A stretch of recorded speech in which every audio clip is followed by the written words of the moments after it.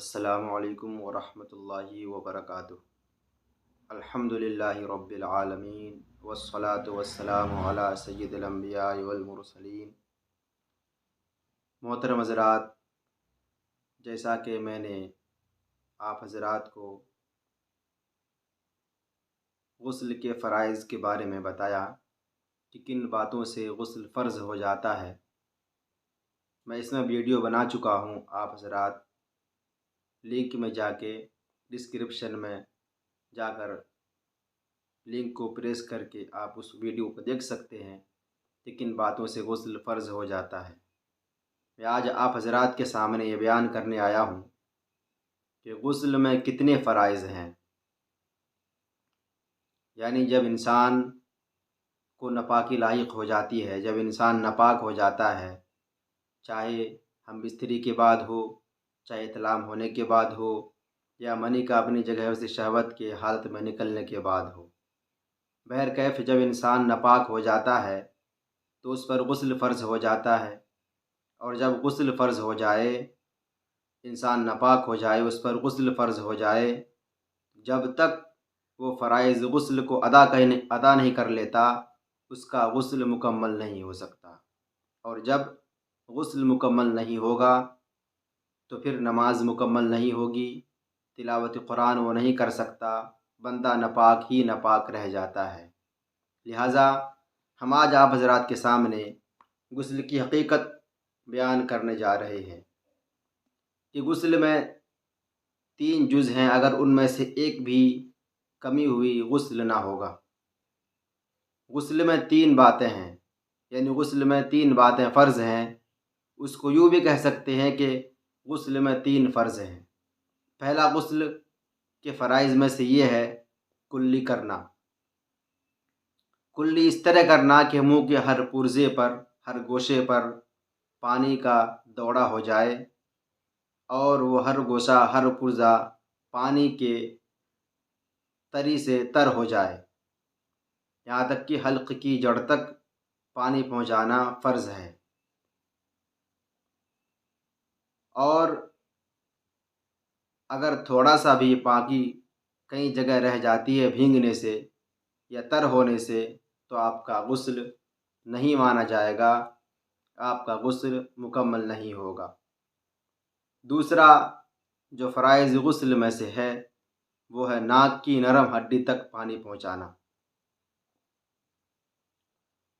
ناک کی نرم ہڈی اس کو بولتے ہیں، یہاں سے ہڈی آتی ہے، یہ ہڈی نرم ہڈی ہے، یہاں تک آپ پانی کو چاہے سونگھ کر پہنچائیے یا پھر ویسے پہنچائیے، اتنی جگہ کا پانی سے تر ہو جانا، پانی سے بھیگ جانا، یہ فرض ہے۔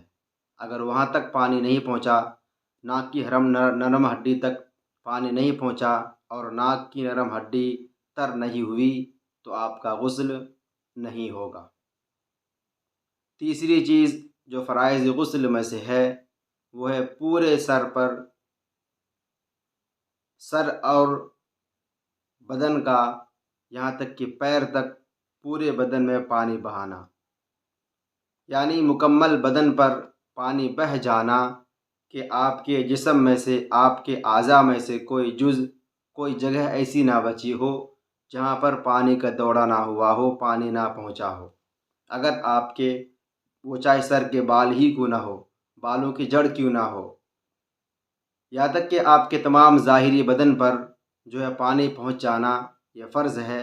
اگر آپ کے ظاہری بدن میں پانی نہیں پہنچا، وہ چاہے بال کے برابر بھی جگہ اگر بھیگنے سے رہ جاتی ہے، سوکھا پڑ جاتا ہے، سوکھا رہ جاتا ہے، تو آپ کا غسل مکمل نہیں ہوگا اور آپ کی نماز بھی مکمل نہیں ہوگی۔ لہٰذا میرے تمام اسلامی بھائی اور بہنیں اس بات کا خاص خیال رکھیں کہ اگر آپ جنابت کا غسل کر رہے ہیں، ناپاکی کا غسل کر رہے ہیں، تو آپ پہلے غسل کرنے سے پہلے ان تینوں باتوں کا خاص خیال رکھیں، اور جو فرائض غسل ہیں اس کو ادا کر لیں، تبھی آپ کا غسل مکمل ہوگا، ورنہ آپ کا غسل نامکمل رہے گا۔ دوسری بات یہ ہے کہ غسل کرنے کے بعد دوبارہ وضو کرنے کی ضرورت نہیں ہے۔ آپ نے غسل کر لیا، آپ کا وضو بھی اسی میں ہو گیا۔ ہاں، بہتر یہ ہے کہ آپ غسل کرنے سے پہلے نماز جیسا وضو کریں۔ جہاں آپ نہا رہے ہیں، غسل کر رہے ہیں، اگر وہ جگہ اونچائی پر ہے، یعنی آپ کے نہانے کے بعد وہاں پانی رکتا نہیں، تو آپ پیر بھی دھو لیں، اور اگر پانی رک جاتا ہے تو آپ نہا کر فارغ ہو جائیں، اور جب اونچی جگہ یا دوسری جگہ میں چلے جائیں تو اپنا پیر بھی دھو لیں۔ اس طرح سے آپ کا غسل بھی ہو جائے گا اور وضو بھی ہوگا۔ لیکن اگر آپ نے نہانے سے قبل وضو نہیں کیا اور غسل کر لیا، اور آپ نے جنابت کا غسل کیا اور فرائض غسل بھی ادا کر لیے، تو اب اس کے بعد پھر آپ کو غسل کرنے کے بعد وضو کرنے کی ضرورت نہیں ہے۔ آپ کا اسی غسل سے وضو بھی ہو جائے گا اور غسل بھی ہو جائے گا۔ امید ہے آپ حضرات میری اس ویڈیو کے ذریعے فرائض غسل کو سمجھ گئے ہوں گے، اور غسل کرنے کا طریقہ بھی آپ نے سمجھ گیا ہوگا۔ اگر کوئی بات آپ سے رہ جاتی ہے سمجھنے سے، تو آپ مجھ سے کمنٹس کر کے پوچھ سکتے ہیں، اور میرا چینل سبسکرائب کریں، ویڈیو کو زیادہ سے زیادہ شیئر کریں۔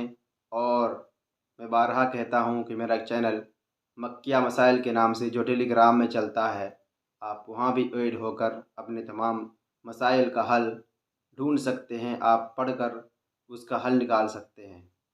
آج کے لیے اتنا ہی بہت۔ السلام علیکم ورحمۃ اللہ وبرکاتہ۔ ملتے ہیں ایک نئے ویڈیو کے ساتھ۔ اللہ حافظ۔